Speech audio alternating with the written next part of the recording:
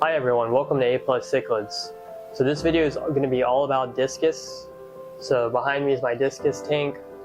So I will say they like to hide a lot, so I don't know if you're going to see them too much.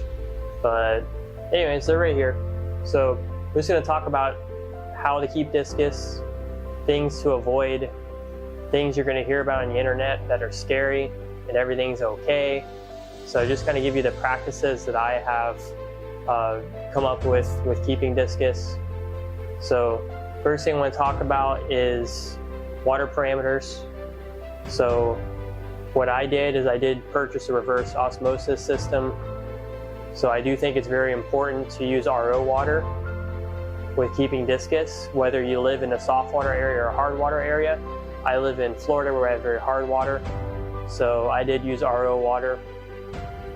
So what I do for my water changes and my water process is basically I have like a 32-gallon trash can, and it's obviously it's water resistant or waterproof, it holds water. And I bought an RO system that has a float. Basically the float you put and mount inside the trash can, and what it'll do is it'll fill the trash can for you to the level of the float. So you'll have 32 gallons or 30 gallons of water ready to go. And what I do is I fill this every 4 to 5 days, and basically that water is ready for me to do a water change. And this aquarium here, it's a 90-gallon aquarium, and it's 48-inch long, just a little bit smaller size. And something that I've noticed is the Discus, I think they do require a taller aquarium.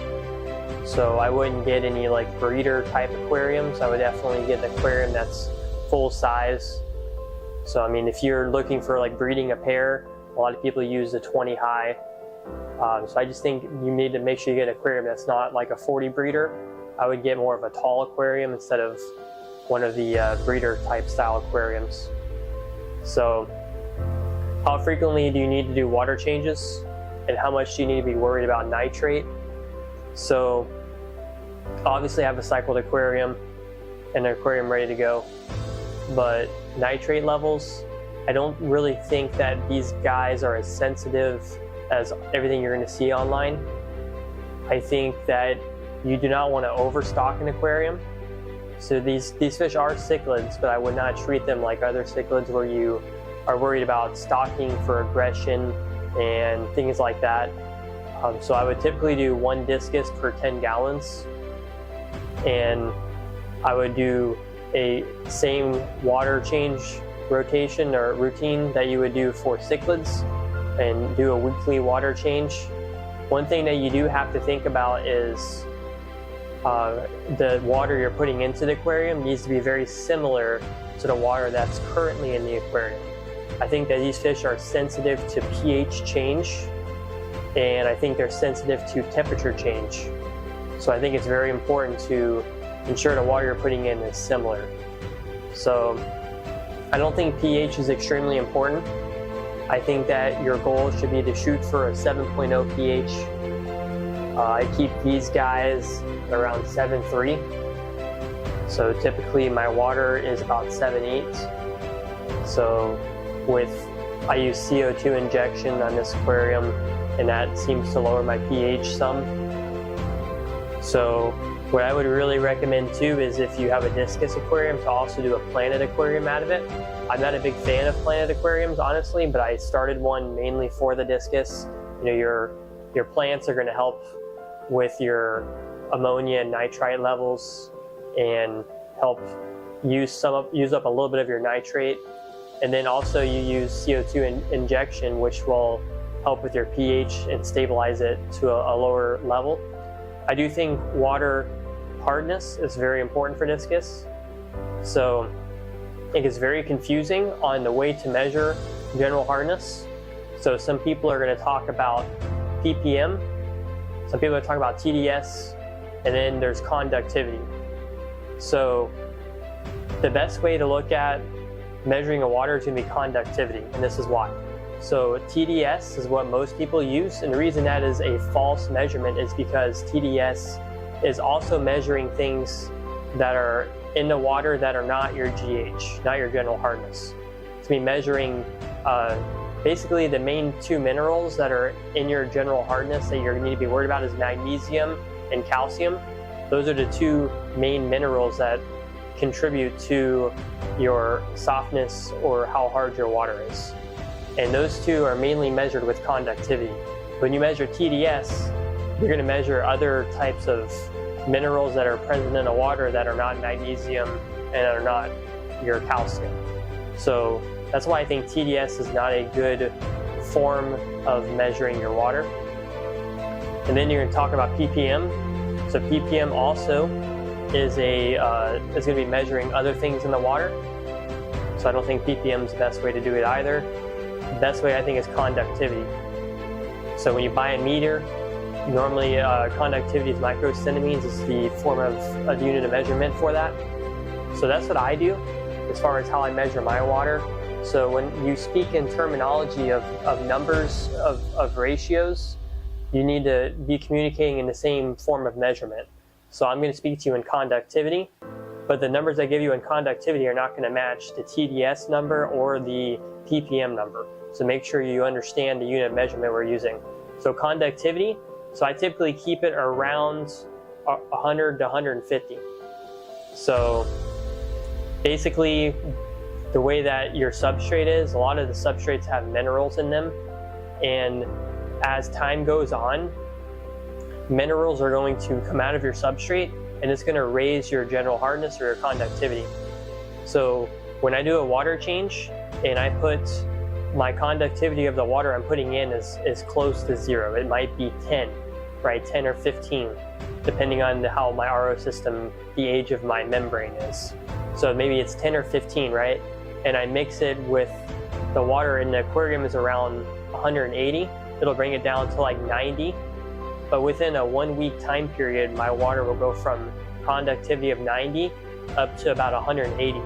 And the reason that process is happening is going to be because of the minerals that are in your substrate.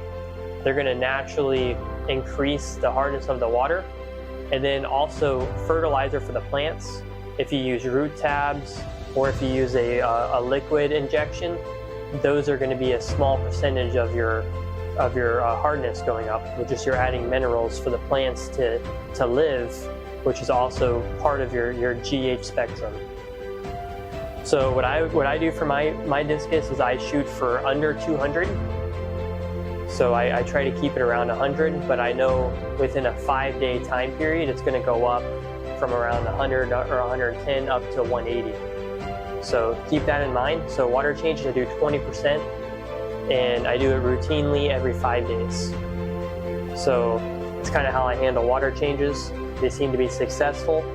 My fish aren't at breeding age and size yet, so I don't know if I have the perfect conditions for breeding, but I do know that they seem to be happy and doing well. So that's basically my way of trying to keep discus successful as far as water parameters and water changes and things like that. I also would recommend buying a monitor device, where I have one here that's basically what it is. It's a unit that is constantly monitoring my conductivity of the water, the pH, and the temperature. So it constantly displays where it's at. So that's very helpful for me knowing where my water is, and it's also a second way of measuring temperature. Because a lot of the thermometers out there, not thermometers, but the heaters and the temperature that it says what's in the water if you get a digital display are inaccurate. So I think it's very important to have a 2-step verification on what your temperature is in the water. So also talking about temperature with discus, they say you want to keep above 82 degrees. So 82 is a minimal. If you run 85 degrees, plants don't do as well. So I run mine at 83 and 84 degrees. So that's kind of where I keep it at. So 83 is pretty good for the plants. Haven't seen too many issues with them. So you want to keep your temperature in that higher range for the success level of your discus. And next, talk about food. So I use Tropical is the brand name for the fish food, the pellets that I feed. I do not feed blackworms. I do not feed freeze-dried blackworms. I do not feed bloodworms. So I do stick with beef heart.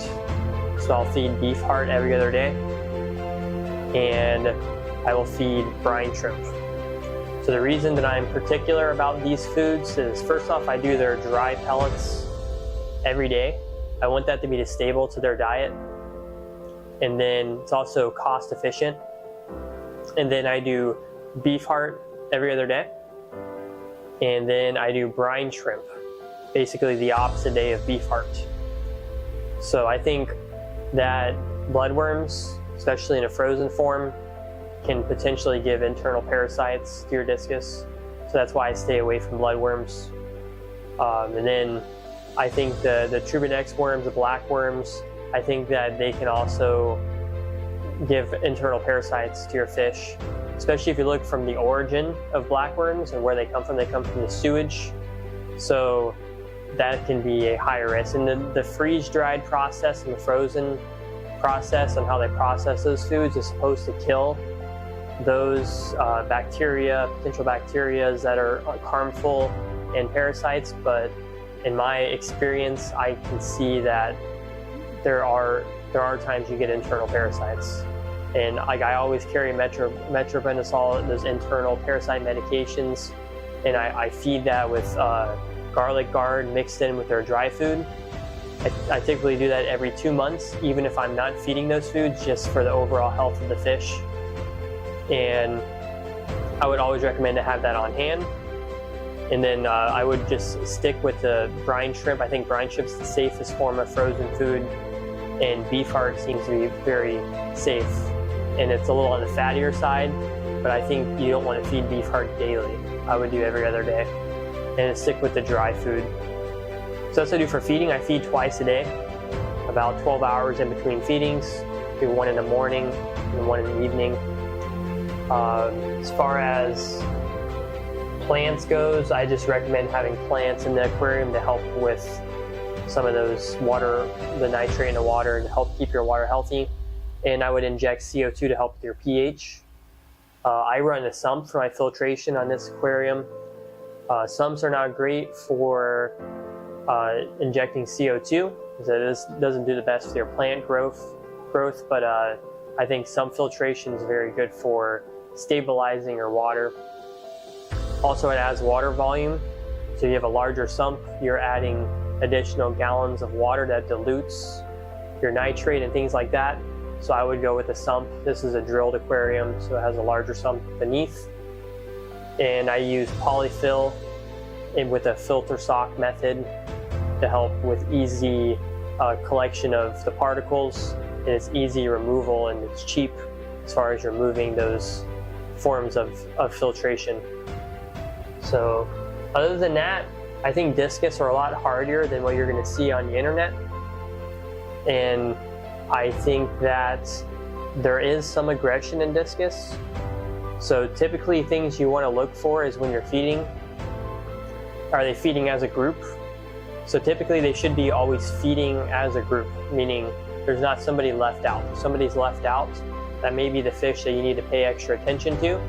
And when you're feeding, make sure you feed in a larger area, not in just one spot. So that way it gives everybody opportunity to eat. And sometimes with aggression, they will guard their food, and you don't want to create opportunities for aggression. Frozen beef heart, I thaw the beef heart and the brine shrimp. I thaw them for whatever 2 or 3 minutes in some warm water before I feed. It'll help to thaw the food so it's more edible, and also I can disperse the food easier. And it'll prevent them from fighting for one block of brine shrimp or one block of the beef heart. Anything else I can think of mainly is just paying attention to their breathing habits. It seems like discus, they look like they're breathing faster than most other fish. And just pay attention to how they're acting, if they're staying together, if they're separating. There is a common thing where when you get your discus for the first time that they lay down. So that's a pretty common thing for when you get discus for the first time. It's kind of like they're sulking like Oscars do. They kind of sulk on the bottom. So that is expected when you get new fish or new discus. And also something to think about is hotter water. So since your water is hotter, the oxygen levels are lower, because the hotter your water gets, the lower oxygen levels there are in the aquarium. So what I do is I put an air stone in my sump. So basically I don't really like the bubble look in the aquarium with discus. I want it to be clear. So I would recommend putting an air stone in the aquarium or in the sump to help increase the oxygen levels. And with the sump too, you're going to have a lot of water movement, which is also going to oxygenate your water. Alright, so that's all I have on discus. If you guys have any questions, feel free to leave a comment.